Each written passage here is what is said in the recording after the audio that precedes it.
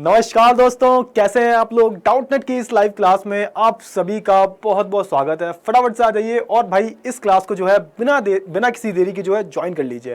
Hello बेटा, hello, good evening बेटा, good evening everyone. चलिए तो बेटा फटाफट से आ जाओ, जल्दी से आ जाओ बेटा और इस क्लास को जो है ज्वाइन कर लो। गुड इवनिंग बेटा, गुड इवनिंग एवरीवन। आ जाओ जल्दी से आ जाओ। तो आज मैं आपके लिए क्या लेके आया हूं, तो आज मैं बेटा सोशल साइंस के, भाई सामाजिक विज्ञान के 50 क्वेश्चंस लेके आया हूं। 50 क्वेश्चंस सोशल साइंस के 50 क्वेश्चन मैं आपको लेके आया हूं। आपको ही करने हैं। कुछ क्वेश्चन मैं उसके आंसर बता दूंगा, कुछ क्वेश्चंस के जो आंसर है बेटा वो आपको खुद से ही करने होंगे, ठीक है ना। तो करना क्या है बेटा, आपको आंसर बताने में क्वेश्चन बोलता जाऊंगा, आपको उसके जो है आंसर बताते जाने हैं, ठीक है। तो फटाफट से शुरू करें, जल्दी से एक बार थम्स अप दे दो, फटाफट से थम्स अप दे दो बेटा जल्दी से। चलिए तो शुरू कर लेते हैं बेटा। हाँ बेटा, इसमें जितने भी क्वेश्चन है वो बिहार बोर्ड से रिलेटेड ही होंगे और सारे ही महत्वपूर्ण प्रश्न हैं। सारे प्रश्न बहुत ही महत्वपूर्ण हैं, तो आपको सारे करने हैं। इसमें कुछ क्वेश्चंस बीच में मैं होमवर्क भी दूंगा, आपको कमेंट सेक्शन में जो है इसका आंसर भी करना होगा, ठीक है ना। चलिए तो स्टार्ट करें। चलिए बहुत अच्छी बात है, स्टार्ट करते हैं। तो पहला क्वेश्चन जल्दी से करो, फटाफट से करो। पहला क्वेश्चन है बेटा, हिंद भारत चीनी हिंद की का जो चैप्टर है बेटा, हिंद चीन में राष्ट्रवाद, उससे क्वेश्चन है, फटाफट से करो। थाईलैंड को उस समय क्या कहा जाता था, फटाफट से बताओ। थाईलैंड को उस समय क्या कहा जाता था, यूनान, मैकांग, सियाम या फिर इनमें से कोई नहीं। जल्दी से करो फटाफट से बेटा। थाईलैंड को जो है उस समय क्या कहा जाता था, फटाफट से करो जल्दी से। चलिए सी बी ए। चलिए बहुत अच्छी बात है, बहुत अच्छी कोशिश की आपने। तो बेटा थाईलैंड को उस समय बेटा सियाम के नाम से जो है जाना जाता था। तो ऑप्शन नंबर जो सी है बेटा ये बिल्कुल सही ऑप्शन है, ठीक है। तो option number C is the right answer, ठीक है। चलिए move on to the next question, जल्दी से करो। जो पॉल बर्नौट थे बेटा, ये एक विचारक थे बेटा। ये क्या थे, ये एक विचारक थे। इन्होंने उपनिवेशों के आर्थिक विकास के लिए क्या आवश्यक समझा। इन्होंने बेटा उपनिवेशों के आर्थिक विकास के लिए क्या आवश्यक समझा, भूमि सुधार, खेती में वृद्धि, जनसंख्या पर अंकुश लगाना या फिर इनमें से कोई भी नहीं। जल्दी से बताओ फटाफट से। इसका जो आंसर है बेटा ये मैं करवा चुका हूं ऑलरेडी, जब मैंने चैप्टर पढ़ाया था आपको तो उसमें मैंने बताया है। तो इनके लिए बेटा उपनिवेशों के आर्थिक विकास के लिए क्या आवश्यक इन्होंने समझा कि भैया जो भी उपनिवेश हैं जिन्होंने दूसरे देशों में जो है अपना कब्जा करके रखा है, तो क्या उनके लिए जरूरी बताया, आर्थिक विकास में जो है उनका क्या योगदान होना चाहिए, क्या होना चाहिए, फटाफट से बताओ। ए बी डी भी दे रहे हैं कुछ बच्चे। चलिए ठीक है। तो भैया जो ऑप्शन नंबर ए है बेटा भूमि सुधार, इन्होंने बेटा भूमि सुधार पे जो है ज्यादा जोर दिया। इन्होंने बेटा भूमि पर जो है ज्यादा जोर दिया। तो ऑप्शन नंबर ए जो है बेटा ये बिल्कुल सही आंसर है, ठीक है। चलिए move on to the next question, फटाफट से करो जल्दी से। वियतनाम में औपनिवेशिक अर्थव्यवस्था मुख्य रूप से जो है किस पर आधारित थी। हाँ बेटा ये सारे बोर्ड्स के लिए, मतलब सारे boards in the sense Bihar board special है, तो बिहार बोर्ड से रिलेटेड क्वेश्चंस हैं, ठीक है।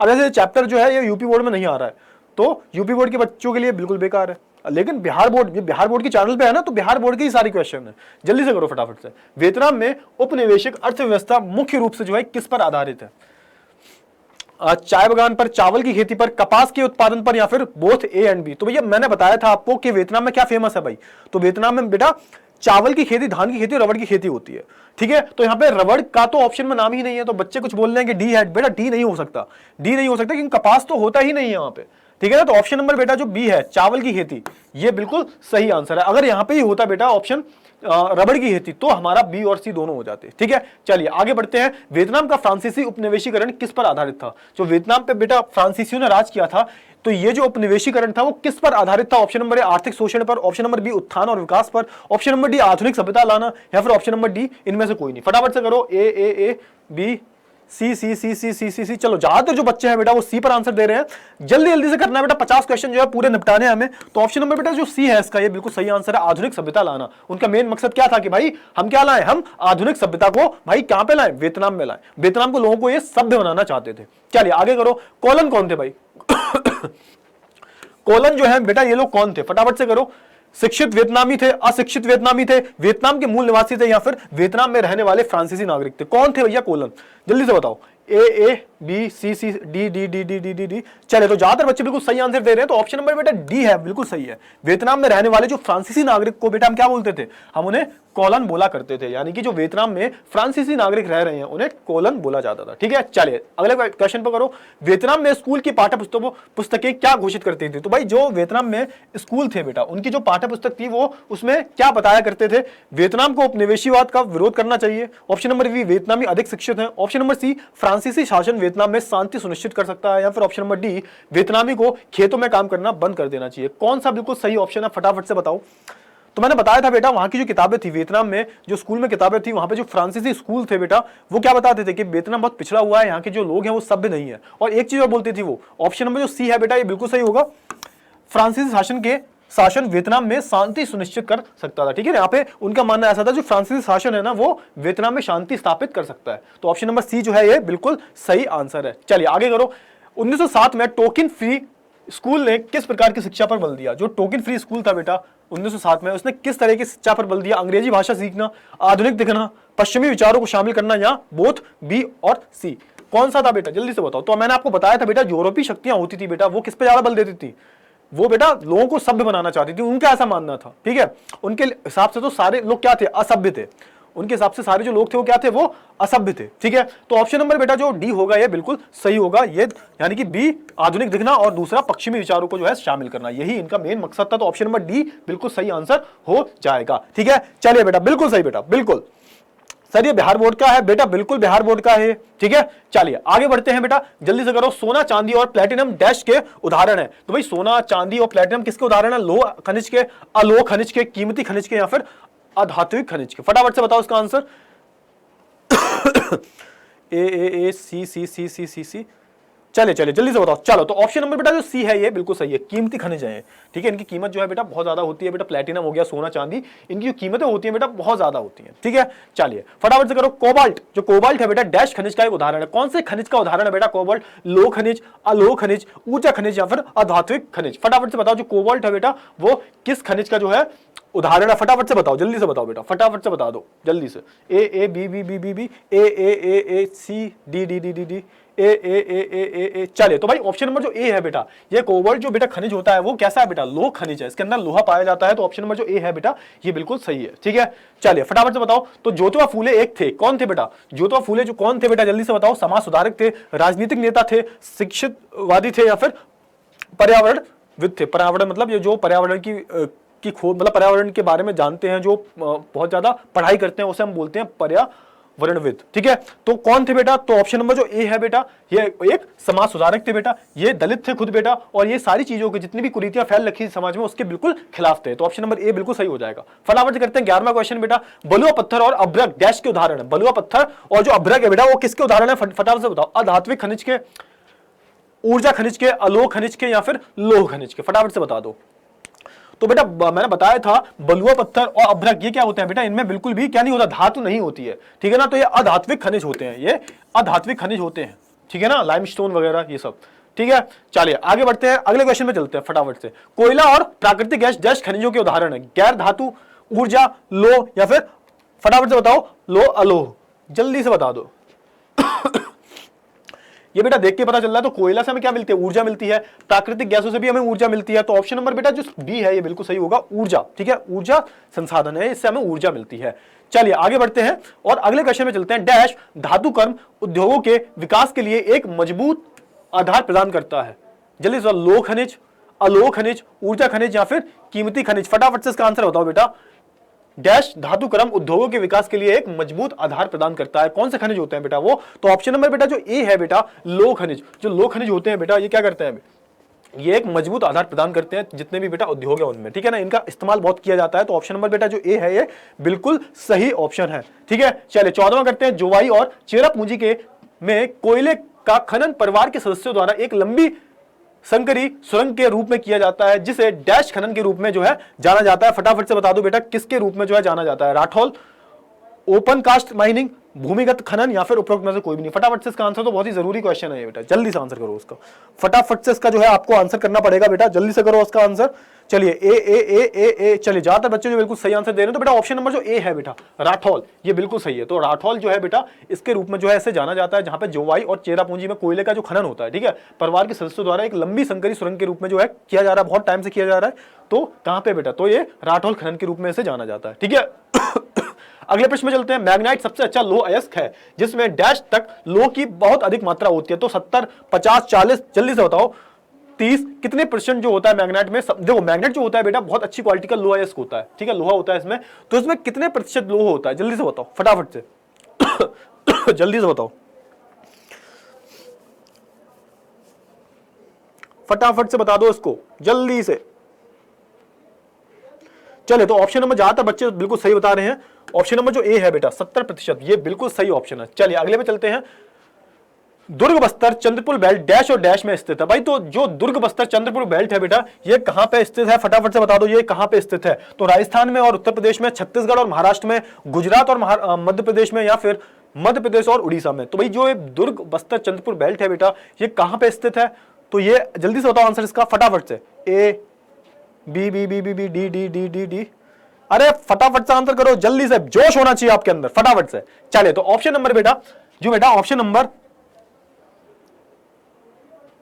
चलिए तो भाई बेटा जो ऑप्शन नंबर बी है ये बिल्कुल सही है, छत्तीसगढ़ और महाराष्ट्र में, ठीक है। अगले क्वेश्चन पे करो फटाफट से।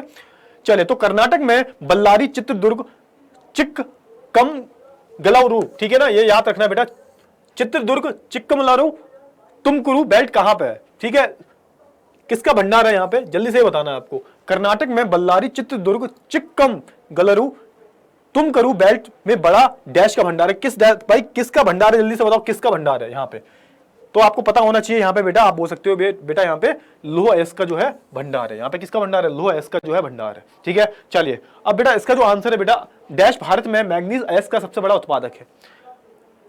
भारत में जो है बेटा मैग्नीज अयस्क का सबसे बड़ा उत्पादक कौन है, झारखंड है, उड़ीसा है, या फिर मध्य प्रदेश है, या फिर पश्चिम बंगाल है। तो बेटा इकलौता जो ऐसा शहर जो है जहां पे होता है इसका, तो ये उड़ीसा है, ठीक है। उड़ीसा में जो है मैग्नीज अयस्क का जो है बहुत बड़ा, सबसे बड़ा जो है उत्पादक होता है। तो ऑप्शन नंबर बी जो है ये बिल्कुल सही आंसर है। चलिए तो फटाफट से करो, पूना पैक्ट का संबंध किससे है, जल्दी से बताओ। पूना पैक्ट का संबंध जो है वो किससे है, शैक्षिक सुधार से है, संवैधानिक प्रगति से है, हिंदू मुस्लिम एकता से है, या फिर अवसादग्रस्त वर्ग से है, जल्दी से बताओ पूना पैक्ट का, फटाफट से बताओ। पूना पैक्ट का, पूना पैक्ट जो हुआ था गांधी के बीच में हुआ था, किसके बीच में हुआ था, गांधी के बीच में और डॉक्टर भीमराव अंबेडकर के बीच में हुआ था। तो ये किसके बीच में था, तो बेटा ये जो अवसादग्रस्त वर्ग है, यानी कि जो आप बोल सकते हो दलित लोग हैं, दलित समाज जो है उसके लिए जो है ये पैक्ट हुआ था, ठीक है। चलिए तो ऑप्शन नंबर डी बिल्कुल सही आंसर है, जल्दी से करो। 20, गांधी जी ने दक्षिण अफ्रीका में डैश के खिलाफ सत्याग्रह शुरू किया था, कौन सी सरकार थी भाई, जल्दी से बताओ। रंगभेद सरकार थी, नेल्सन मंडेला के खिलाफ किया था, माइक टायसन के खिलाफ, यहाँ पे रॉबर्ट मुगाबे, जल्दी से बताओ किसके खिलाफ था इनका, तो बेटा ए जल्दी से बताओ, फटाफट से बता दो। ए चलिए तो ऑप्शन नंबर बेटा जो ए है ये बिल्कुल सही है, बिल्कुल सही बताया आपने। जो वहां की रंगभेद सरकार थी, जो रंग से, जो कौन काला है कौन गोरा है उसके बेसिस पे जो है भेदभाव किया करती थी, उसे हम रंगभेदी सरकार बोला करते थे। तो ऑप्शन नंबर जो ए है ये बिल्कुल सही है, ठीक है। चलिए जल्दी से करो। गांधी जी ने 1917 में गुजरात के खेड़ा जिले में सत्याग्रह का आयोजन क्यों किया था, तो भाई जो 1917 में बेटा गुजरात में बेटा क्या हुआ था, खेड़ा आंदोलन हुआ था, तो इसमें गांधी जी ने क्यों किया था ये, बागान श्रमिकों का समर्थन करने के लिए, उच्च राजस्व मांग का विरोध करने के लिए, या फिर मिल श्रमिकों को उनकी मांग को पूरा करने के लिए समर्थन करना, या फिर ऑप्शन नंबर डी किसानों के लिए जो ऋण की मांग करने के लिए। फटाफट से बताओ ये क्यों किया था, फटाफट से बता दो जल्दी से। ए चलिए बी। चलिए कुछ बच्चे बिल्कुल सही दे रहे हैं। तो बेटा जहां पे क्या था बेटा, जो उच्च राजस्व की मांग थी अंग्रेजों की, उसका विरोध करने के लिए जो है ये हुआ था, उच्च राजस्व की मांग थी। चलिए आगे बढ़ते हैं बेटा, प्रश्न नंबर 22 कर लो बेटा। 1917 में चंपारण में सत्याग्रह क्यों आयोजित किया गया था, 1917 में चंपारण में जो सत्याग्रह आयोजित किया गया था वो क्यों किया गया था। ऑप्शन नंबर ए ब्रिटिश कानूनों का विरोध करने के लिए, ऑप्शन नंबर बी वृक्षारोपण प्रणाली का विरोध करने के लिए, ऑप्शन नंबर सी इसका लक्ष्य यूरोपीय बागान मालिकों के खिलाफ किसानों के बीच में प्रतिरोध का जगाना था, या फिर ऑप्शन नंबर डी मिल मजदूरों के उत्पीड़न का विरोध करने के लिए। फटाफट से बता दो, जल्दी से बताओ फटाफट से। तो यहां पे बेटा ऑप्शन नंबर ए आप बिल्कुल सही बता सकते हो, ब्रिटिश कानूनों का जो है विरोध करने के लिए, ठीक है। 3 कटिया प्रणाली सिस्टम लागू कर दिया था, उसे खत्म करने के लिए जो है ये 1917 में जो है आप बोल सकते हो चंपारण में जो है सत्याग्रह हुआ था। 23वां करो फटाफट से। साइमन कमीशन भारत में क्यों भेजा गया, साइमन कमीशन जो है बेटा उसे भारत में क्यों भेजा गया? भारतीय संवैधानिक मामले को देखने और सुधार करने का सुझाव करने के लिए। ऑप्शन नंबर बी, भारतीय परिषद के सदस्यों का चयन करने के लिए। ऑप्शन नंबर सी, सरकार और कांग्रेस नेताओं के बीच विवादों को निपटाने के लिए, या फिर ऑप्शन नंबर डी, एक सरकारी संगठन स्थापित करने के लिए। फटाफट से बताओ बेटा।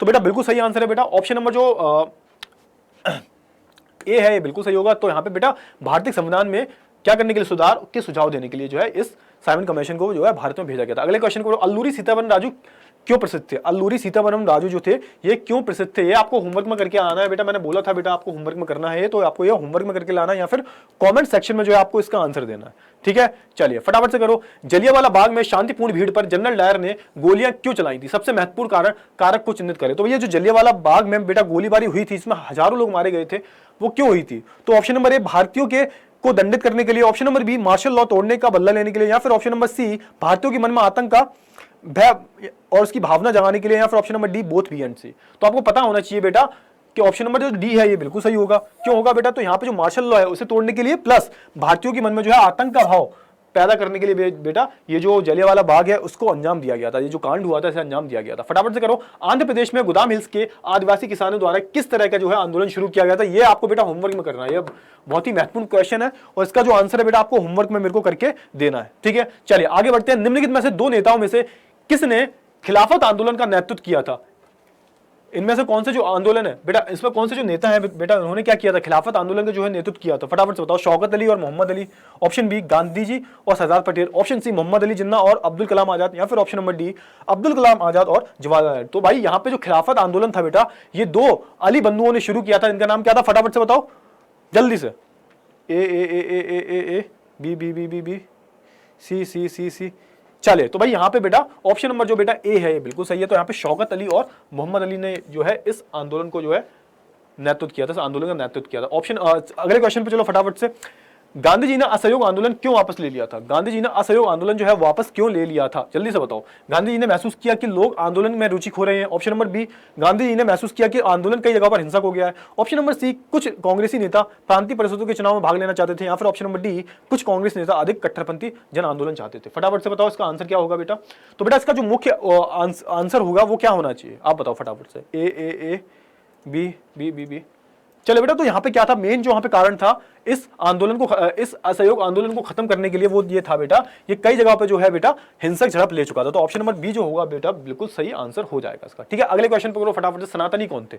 जल्दी से बताओ सनातनी कौन थे। ऑप्शन नंबर ए संत थे, ऑप्शन नंबर बी दलित थे, ऑप्शन नंबर सी मजदूर थे, या फिर ऑप्शन नंबर डी उच्च जाति हिंदू थे। कौन थे भैया सनातनी?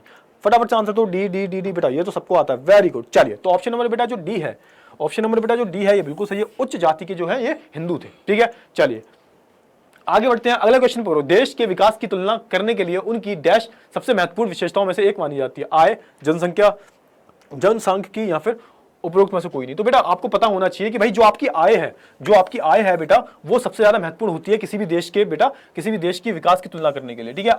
कमाते कितना है, पैसा कितना है आपके देश में, वो सबसे ज्यादा जो है महत्वपूर्ण होता है। तो ऑप्शन नंबर जो ए है बेटा ये बिल्कुल सही है। चलिए आगे बढ़ते हैं। भूमिहीन श्रमिकों के विकासात्मक लक्ष्य में सर्वोच्च प्राथमिकता क्या होगी? जो भूमिहीन श्रमिक क्या है उनके लिए विकास का मतलब क्या होगा ये पूछा जा रहा है। ग्रामीण बैंकिंग का विस्तार, काम के अधिक दिन और बेहतर मजदूरी, परिवहन के लिए धातु सड़कें, या फिर option number D high school की स्थापना। तो यहाँ पे बेटा आपको ये होमवर्क में करना है, ये आपको होमवर्क में करना है। क्यों करना है? क्योंकि ये बहुत अच्छा प्रश्न है और आपको अपने मन से जवाब देना है कि भैया जो एक भूमिहीन श्रमिक है जिसके पास भूमि नहीं है उसके लिए विकास का क्या मतलब होगा, ये आपको ही बताना है। चलिए आगे बढ़ते हैं। औसत आय को परिभाषित करने के लिए जो है नीचे सूचीबद्ध सही अर्थ चुने। औसत आय क्या है बेटा? देश की औसत आय का मतलब देश की कुल आय है। किसी देश की औसत आय केवल नियोजित लोगों की आय है। ऑप्शन नंबर सी औसत आय प्रति व्यक्ति आय के समान है, या फिर ऑप्शन नंबर डी औसत आय में आयोजित संपत्ति का मूल्य शामिल होता है। तो औसत आय क्या होती है? फटाफट से इसका आंसर दो बेटा। ए चलिए फटाफट से आंसर दो बेटा, बहुत इजी क्वेश्चन है ये। अगर आपने ये कर लिया तो बिहार बोर्ड में जो बिहार बोर्ड का मैंने क्वेश्चन पेपर देखा है बेटा बहुत बहुत ईजी क्वेश्चन आते हैं उसमें। तो अगर आपने ये कर लिया वो तो आप चुटकियों में कर लोगे। चले कुछ बच्चे बिल्कुल सही बता रहे हैं, तो ऑप्शन नंबर जो सी है बेटा बिल्कुल सही है, ठीक है। औसत आय प्रति व्यक्ति आय के समान होती है, ठीक है। प्रति व्यक्ति जो आय होती है उसे हम औसत आय बोलते हैं, एवरेज इनकम, ठीक है। चलिए विकास के लिए लोग डैश के मिश्रण को देखते हैं, लक्ष्य, जिम्मेदारी, जवाबदेही, या फिर उपरोक्त में से कोई नहीं। फटाफट से बताओ। विकास के लिए लोग डैश के मिश्रण को देखते हैं, लक्ष्य, जिम्मेदारियां, जवाबदेही, या फिर चले तो ऑप्शन नंबर बेटा ए होगा यहाँ पे। तो लक्ष्य के मिश्रण को देखते हैं यहाँ पे, लक्ष्य, ठीक है, सबके अलग अलग जो है लक्ष्य होते हैं, विकास में जो है सबका अलग अलग जो है लक्ष्य हुआ करते हैं। तो ऑप्शन नंबर ए बिल्कुल सही होगा।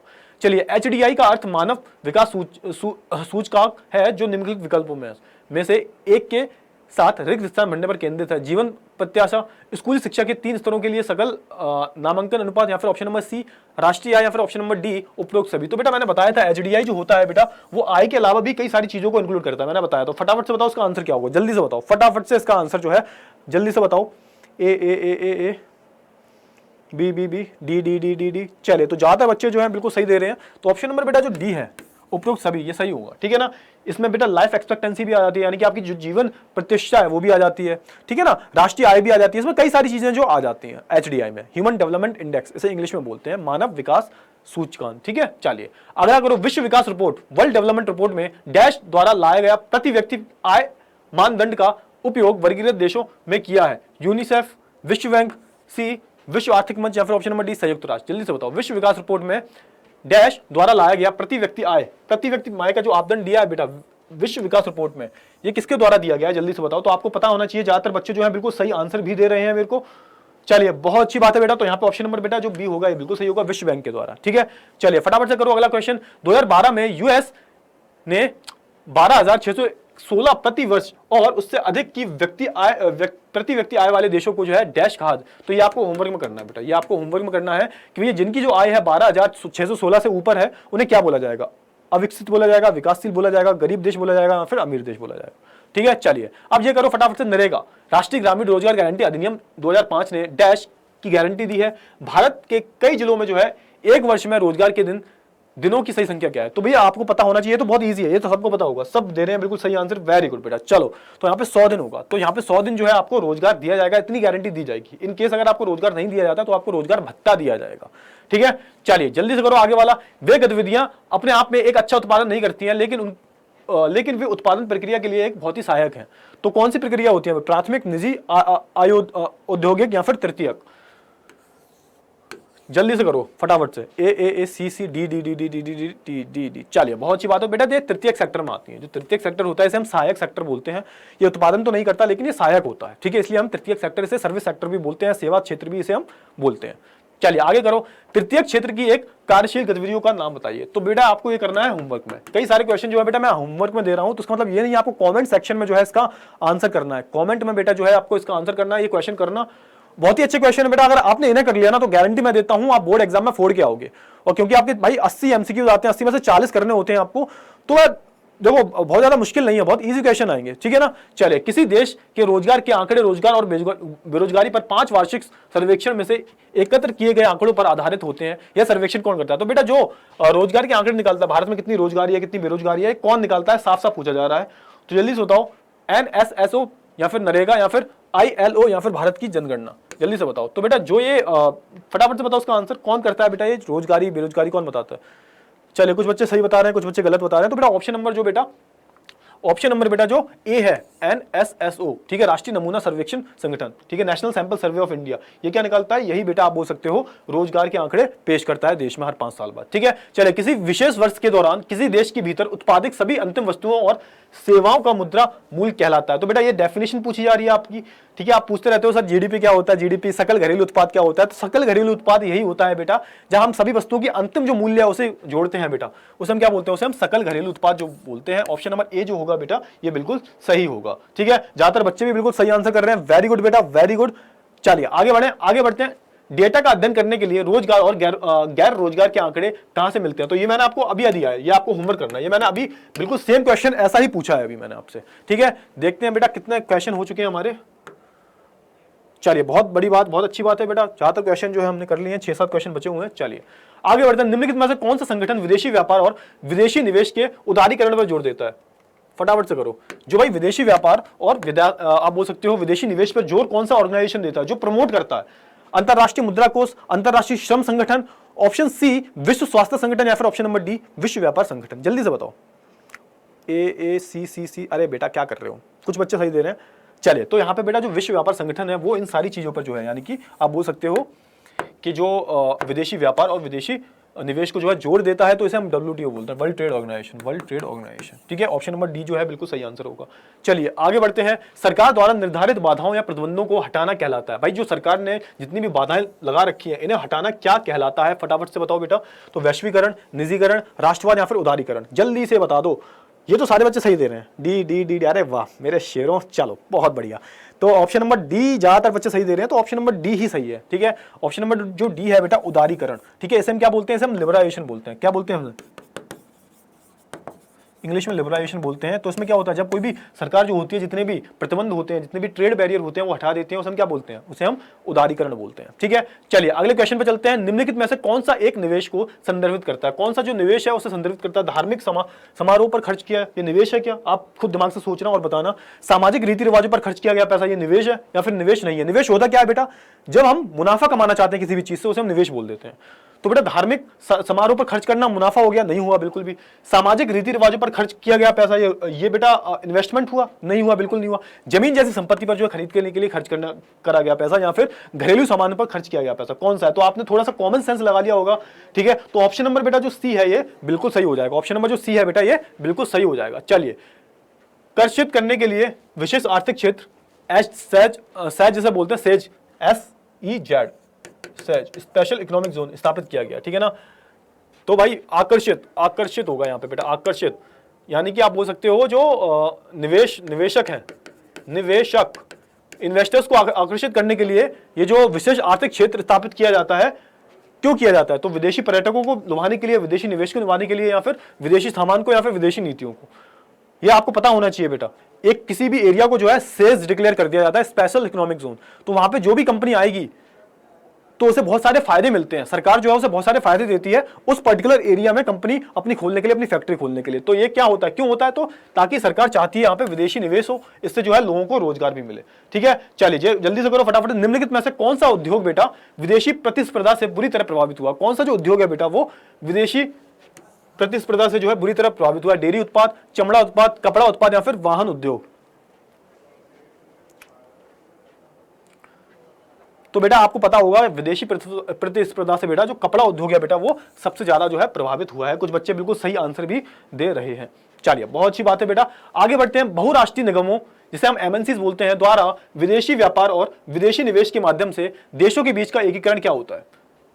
बहुराष्ट्रीय निगमों, जल्दी से बताओ। अंतरराष्ट्रीय व्यापार, वैश्वीकरण, अंतरराष्ट्रीय निवेश, या फिर विश्व व्यापार। फटाफट से इसका आंसर करो, फटाफट से इसका आंसर कर दो। तो बहुराष्ट्रीय निगमों द्वारा विदेशी व्यापार और विदेशी निवेश के माध्यम से देश के बीच में जो एकीकरण होता है उसे हम क्या बोलते हैं, तो इसे हम बेटा सिंपल सी बात है, उसे हम वैश्वीकरण बोलते हैं। जब पूरी दुनिया की जो अर्थव्यवस्था है बेटा उसे हम जोड़ देते हैं बेटा, तो उसे क्या बनता है भाई, तो बेटा वो बन जाता है वैश्वीकरण, वो वैश्वीकरण जो है बन जाता है। ठीक है, चलिए बहुत अच्छी बात है बेटा, आगे बढ़ते हैं। भारत में डैश केंद्र सरकार की ओर से करेंसी नोट जारी करता है। केंद्र सरकार की ओर से कौन करेंसी नोट जारी करता है बेटा, भारतीय रिजर्व बैंक, वित्त मंत्रालय, वित्त आयोग, या फिर उपरोक्त में से कोई नहीं। कौन है बेटा जो करेंसी नोट को जो है जारी करता है, फटाफट से बता दो। तो कुछ बच्चे, तो बहुत कॉमन क्वेश्चन है, बहुत इजी क्वेश्चन भी है, तो सारे बच्चों ने जो है बिल्कुल सही आंसर किया है बेटा। भारतीय रिजर्व बैंक जो है बेटा वो करेंसी को इशू करता है और कोई भी देश में जो है करेंसी इशू नहीं कर सकता। ठीक है, सिर्फ RBI के पास ही जो है ताकत है। चलिए, भारत में आजकल बैंक अपनी जमा राशि का लगभग डैश नकदी के रूप में रखते हैं। तो बेटा जो भी बैंक के पास पैसा रहता है वो नकदी के रूप में कितना रहता है, जो आप पैसा जमा करते हो उसे जो बैंक है वो लोन दे देती है, लेकिन कितना अपने पास नगद में रखती है, फटाफट से बताओ। 25, 20, 15 या फिर 5%। ये तो सारे बच्चे सही दे रहे हैं, अरे वाह बहुत बढ़िया, बहुत बढ़िया। चलिए, तो बेटा यहाँ पे ऑप्शन नंबर बेटा जो सी होगा, ऑप्शन नंबर जो सी होगा 15%, ये बिल्कुल सही होगा। यानी कि 15% जो है नकदी के रूप में अपने पास रखते हैं, बाकी जो 85% है वो दे देते हैं। 85% किसे दे देते हैं, वो लोन के रूप में दे देते हैं लोगों को, ताकि मुनाफा कमा सके बैंक। ठीक है, चले तो यहाँ पे क्या हो गया, यहाँ पे अंत हो गया हमारे क्वेश्चंस का, सारे क्वेश्चंस का जो है अंत हो चुका है। आई होप आपके कितने सही हैं, और जो भी मैंने होमवर्क वाले क्वेश्चन दिए ना बेटा वो आपको जरूर करने हैं। होमवर्क वाले क्वेश्चन जो है बेटा आपको जरूर करने हैं, क्योंकि इससे पता चलेगा आपको कितना आता है। ठीक है, आई होप आपको पूरा सेशन में मजा आया होगा। अब हम मिलेंगे ऐसे ही किसी अच्छे से सेशन में, तब तक के लिए अपना ध्यान रखिए। Goodbye, take care.